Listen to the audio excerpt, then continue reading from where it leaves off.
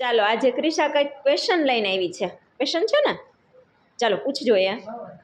આ ગામ, હા આ જંગલ, હા આ જંગલની અંદર ચોર રહે છે. હા પછી આ ચોકીદાર, હા. આ પુલ, આ હા. સાયલેન્સર અને નદી.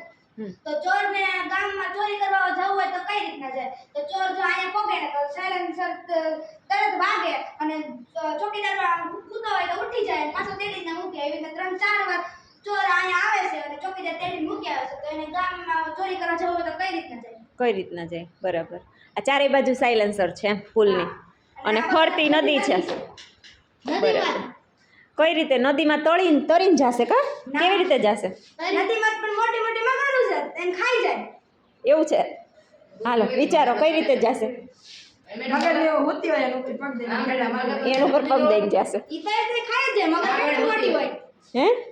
ઉતી હોય ત્યારે ઉતી નો ને હું લાઈટ બંધ કરાવી દઉં. ઉતી જાય. હા લાઈટ પેલું હોય ને જ્યાં બોર્ડ ત્યાંથી લાઈટ બંધ કરી એટલે સાયલેન્સર બંધ થઈ જશે પછી જશે. ન્યાય બધે ચોકીદાર જ છે. ન્યાય ની નો જઈ કે તો ન્યાય બધે નદીમાં તરીને જ જવાનું. એક હેલિકોપ્ટર મંગાવશે ને હેલિકોપ્ટરમાં બેસીને ગામે જશે. તો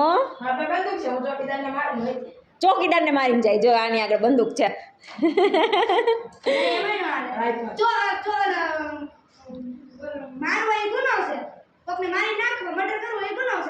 ઈ ચોર છે, મર્ડરર નથી એમ. ચોરી ગુનો તો છે જ. કેટલુંક વિચારે તું તો બધામાં નાના જ કે છે. કોઈને વિચારવું છે જો? એવું વિચારું. આમ જો આપણે જંગલમાંથી લાકડા કાપી લીયા. પછી નદીમાંથી હોળી બનાવશે. હોળી બનાવી ને પછી હોળીથી તરીને ગામડે જશે. થશે? તો હું આવે મગર બધી મગર ભેગી થઈને હોળી ઊંધી કરી નાખે. તો મોટી બધી બનાવો. તો શું આવે? હવે કહી દે કે હજી કેવું કોઈને કઈ છોકરીને કેવું કઈ કઈ દે હાલ જોઈએ શું આવે.